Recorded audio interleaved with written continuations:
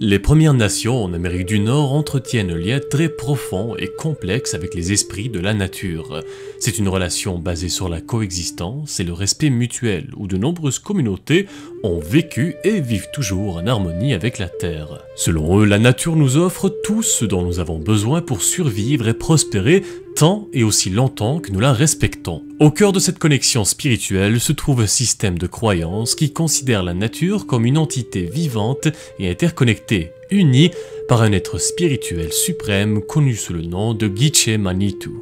Gitche Manitou, ou le Grand Manitou en français, est un mot utilisé par les Anishinaabe et plusieurs autres tribus algonquiennes pour désigner le Grand Esprit de la nature. Son nom signifie littéralement Grand Esprit, mais on le connaît aussi sous le nom de Grand Mystère.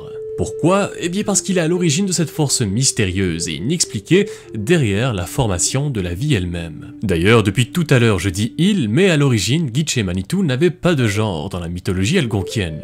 C'est plus tard, avec l'introduction du français et de ses pronoms spécifiques au genre, que Gitche Manitou a commencé à être désigné comme « il ». Bref, c'est un être suprême ou un dieu créateur qui représente la force vitale dans tout ce qui existe dans le monde. Et ça veut dire qu'il est omniprésent et qu'il imprègne de son souffle créateur les arbres, les rivières, les animaux, le vent, et ainsi de suite. Il réside donc dans toute chose et il représente l'harmonie essentielle à la nature et à la vie. C'est l'une des figures les plus importantes de la mythologie des Premières Nations, et c'est pour cette raison qu'il existe plusieurs histoires où il est présenté comme le créateur du monde et de la vie sur Terre. Il existe plusieurs versions différentes, mais aujourd'hui nous allons voir celle des Ojibwe. On raconte qu'il y a bien longtemps, le grand esprit, Gitche Manitou, avait créé les tout premiers êtres humains, les Anishinaabe, un nom qui peut être traduit par peuple originel. Mais au fil du temps, ils s'éloignèrent de plus en plus de leur mode de vie pacifique et commencèrent à se disputer et à se battre les uns contre les autres. Leur harmonie avait été remplacée par des sentiments de haine, de jalousie et d'amertume. Lorsque Gitche Manitou avait vu comment sa création se comportait, il décida de purifier la terre en provoquant un déluge qui noya les Anishinaabe et la grande majorité des animaux sur Terre. Seul un homme avait survécu. Il s'appelait Nanabodzo.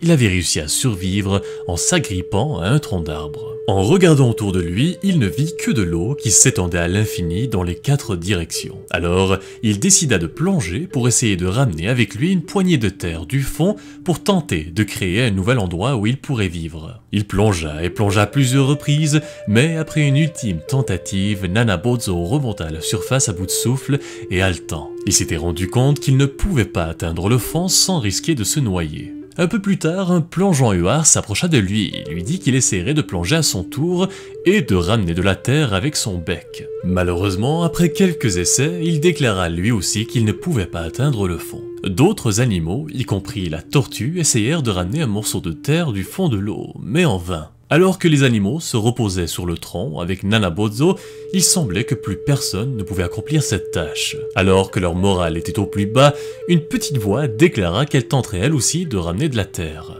Lorsqu'ils se retournèrent pour voir qui avait dit cela, ils virent que c'était le petit rat musqué. Certains animaux se moquèrent de lui, mais Nanabodzo savait que Gitche Manitou avait un plan pour tout le monde, et que tout comme les autres, le rat musqué aurait lui aussi sa chance. Le petit animal plongea et était resté sous l'eau pendant ce qui semblait être une éternité, et ceux qui étaient encore sur le tronc d'arbre attendaient anxieusement son retour. Finalement, après un certain temps, son corps inerte remonta doucement à la surface. Nanabodzo prit le corps immobile, le mit sur le tronc d'arbre et déclara aux autres qu'il s'était noyé. Puis il réalisa que la patte du rat musqué tenait encore quelque chose fermement. En l'ouvrant, il vit qu'elle contenait un peu de terre et tous furent comblés de joie. Le sacrifice du rat musqué n'avait pas été en vain. Ensuite, la tortue demanda à Nanabodzo de mettre la boule de terre sur son dos pour porter son poids. Puis Gitche Manitou fit souffler le vent des 4 directions et la petite boule de terre commença à grandir de plus en plus jusqu'à former une petite île dans l'eau. Cette île grandit de plus en plus, mais la tortue tenait bon et continuait de porter son poids. Finalement, les 4 vents cessèrent de souffler et l'eau redevint calme. Une immense île se trouvait désormais au milieu de l'eau, et cette île, selon les Ojibwe, est ce qu'on appelle aujourd'hui l'Amérique du Nord.